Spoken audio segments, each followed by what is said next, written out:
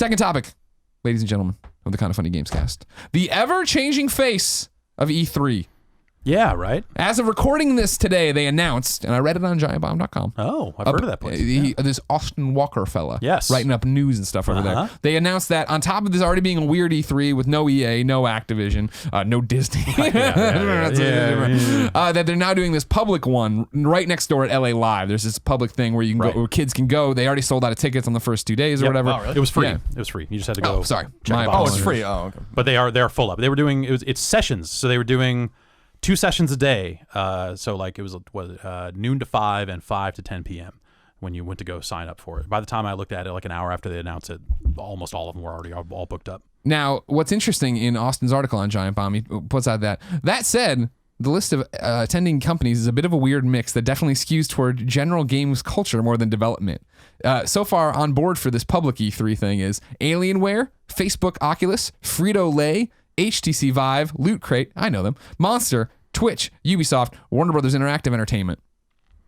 He needs an and in there to finish that sentence, by the way. You can call him about that later. I'll put it in. What the hell's going on with this E3 this year? Well, I mean, EA pulled out, wanted to do its own thing, and they're letting the public into that. They're even doing a simultaneous event in London at the same time. That's what simultaneous means. Yes. And so, E3 kind of had to look at that and go like, okay, well, if they want more public interaction, then maybe we can give them that. Do you think it's too late? This year, yeah, definitely. Yeah, but I mean, for going forward, do you think? I think that there's room for that. I think that I hope that that's not their complete list of exhibitors. Yeah. But also, I don't know who else would get on board. Interesting, you didn't see the first parties there, right? Where was Sony? Yeah, where was this? exactly. Like you have to imagine that like this thing probably got announced as late as it has because they were probably trying to rope more companies into it. And this is the list they had at the deadline that they probably needed to announce. Yeah. Where I mean, Ubisoft, Warner, like they will have games at E3. Sure. So that'll be cool. What up, Lego Dimensions? Yeah, they'll probably have new stuff for that, right? I hope so, Jeff. Oh God, I hope so. I bet Disney would have done really well at something like that. But Disney wasn't going to have a booth at E3 either. Right. Before all this Infinity stuff got yanked. So the ESA probably had to look at things and go like, okay, well, if the show is not meeting the needs of our constituents, what can we do to the show to try to make it more appealing to them? That's my guess as to how this went. And then you bring in a company like Frito-Lay to sponsor the whole thing or whatever. You get some bands, you do some stuff, and there you have it. I don't know how it'll go. I'm interested to see it, but E3 is not as big of a deal anymore for a lot of reasons. For some of the same reasons that the traditional video game press is not as relevant as it used to be, because everyone is cutting those types of things out of the loop. You have a company like EA just speaking directly to its audience or speaking to them through like influencers or something. And as a result, like the idea of like, hey, let's go spend a ton of money on this E3 booth, build this huge thing that'll hold all these people, and then the only people we're going to let in are like what's left of the video game press and then like managers for video game stores and whoever else could scam a ticket to E3. Every blogger. Right. I got a blog. Yeah. So at some point it's like, well, why do that when you could just spend that same amount of money or maybe a little bit more? They need to get a building and all that other stuff and just put on a public event. Like it makes sense for a company like EA with a lineup the size that they have to do something like that. Well, I mean, it's, and this obviously we hosted it, but I think the Final Fantasy event was a good thing too, right? Of like, yeah, sure, we could go and have the Square press conference during E3, right? But we don't get the headlines, we don't get the space. Whereas when they did it on their own, right, it was for that day in our echo chamber, all anyone talked about. And same thing with PSX, where you get to own a news cycle to yourself. So why not get out in front of these problems? I mean, yeah. PSX, I mean, they kind of have their smaller announcements at PSX and do still have their big stuff at E3, but I don't think it's going to need to be that way forever. Right. Sony's establishing its own presence. Microsoft will probably eventually want to do something similar. Yeah, I assume that Xbox will do their own thing as well. I think this is smart. I think this is emblematic, I think, of a larger issue, which is there are too many shows and these publishers and developers are spread way too thin, and you have to start really identifying the ones that matter the most. And I think that, I mean, when we were at IGN, I was saying for a long time that because of the public nature of Gamescom, that Gamescom is going to be, and I think already has become, more important than E3 in many ways because of how big it is. So it gets the headlines of, well, we have our little press conferences and all these things, but the people that are really like the smaller YouTubers or bloggers and obviously the websites go, and then hundreds of thousands of people getting their hands on these games then kind of start to chatter, especially with VR, which I think is really important. Yeah. So I think E3 is dying, and I think that it's not going to go away. I think it's just going to have to evolve or change, because in the age of PAX, in the age of even something smaller like RTX, in the age of something like Paris Games Week or Gamescom, you have to start to pick and choose, and you saw Sony having to do that as well. Like Sony was just straight up like, we're not going to Gamescom, and everyone's like, what the hell are you talking about? But they don't there's just not enough content to justify being at every one of these shows. Right. And so I think that E3 is Sorry. Ooh, I like that. Bitch. E3 is a little bit of a nightmare scenario. And they're in a bad place, because you're right. With the waning influence of traditional press means that E3 just isn't going to be as important anymore. And we were even talking, we're going to go to E3, but we were talking for a long time about, do we even have to go? And that would have been unusual a few years ago and unheard of even when we were at IGN. Right. And we were talking about, like, we don't really need to go, like, but we want to kind of see some of these games, so we're going to. But with the press conferences being the most important thing, we could just stream them. Exactly. And so we are right here. We were all in games media a long time ago, and we know that, like, Giant Bomb does it too. The gatekeepers were. It was important to have the gatekeepers that were like, I'm at the demo and here's what I'm seeing, and this is. But now you have streaming, and now you have YouTubers and influencers, and now you have just word of mouth, and you believe the commenter in the comments more than you believe the person that's writing the actual article on site X. Right. The whole landscape's changed, and I think that E3 is really emblematic of that shift. And I think that the seismic nature of it means that something like E3 suffers the most, because they have the most to change to remain relevant. Yeah, and I think that, like, to me, it's kind of crazy that the first parties haven't just said, you know what, we're going to just launch our own, like, constant video programming on our consoles themselves. Obviously, like Larry does the Major Nelson stuff for Xbox. Like, Sony has its blog, but that stuff doesn't necessarily filter onto the console itself. You're talking about another Core. You want to bring Core back, and I'm all about it, brother. Yeah. Spell it with a Q. Like, just like right there on this, boot up this thing and say, hey, here's what's coming out this week. Like, here's your actual, news. Obviously, it's coming from the company itself, so it's not news. Everything's great. Yeah, it's all the best. These games are all great. You should probably buy them all. Click here. But I'm surprised they aren't taking better advantage of that kind of direct relationship. Sure. And I think that's probably where this all ends up for everyone eventually. It's just in what we're talking about are these monolithic corporations trying to turn that wheel, and I think that's where you get into it. You see it with all these companies where you ask for a statement and it's got to be bounced around like PR to this person, to this team, to get let's bounce it to Japan and see what they say. You ask for a statement and you're like, you guys are making a new console. What's up with that? And then they just don't write back. It's exactly how it goes. I think you're right in the sense that, like, you see it with Sony already. I think Sony's actually, like, kind of delegitimizing its Tokyo base and actually putting everything now in the West, because they realize we already saw the canary in the coal line with PS4 launching in the United States first. They're like, we're not launching in Japan. We're not launching simultaneously. We're launching in our biggest market, because that's what makes sense, regardless of the monolithic nature of our old corporation.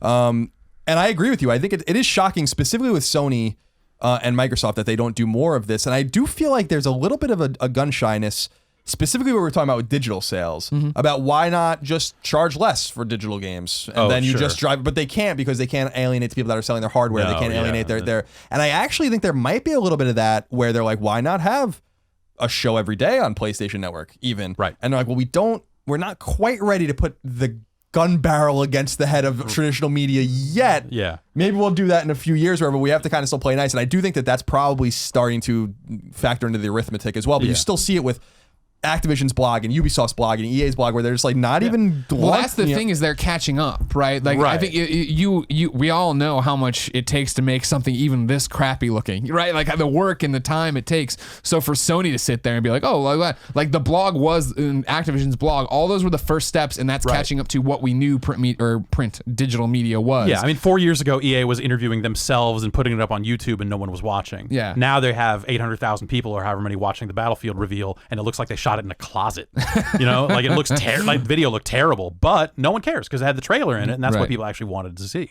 So also, those publishers are kind of taking up the things that the traditional media has kind of retreated from. Like it used to be back in the day, like, we kind of had this policy almost of like, we're going to cover everything, and 90% of the traffic went to 10% of the games. Yeah. So you throw in an ad market that is steadily crumbling, and it gets harder and harder to make your revenue targets as these, big monolithic video game websites and all this other stuff. At some point, you're like, you know what, we're going to double down on the things that people actually want to read.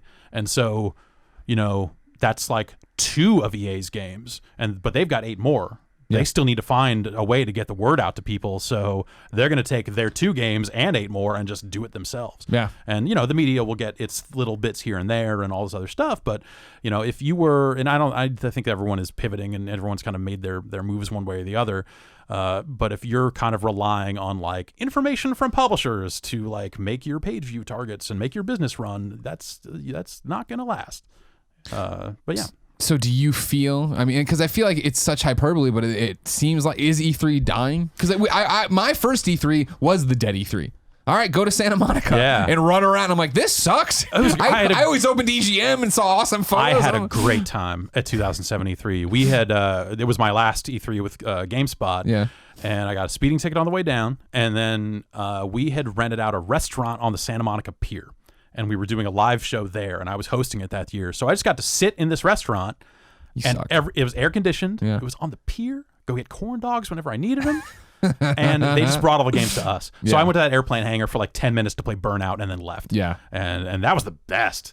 But yeah, that was the E3 that everyone looked at and said, "Oh, we need to bring E3 back because there's not enough pomp and circumstance."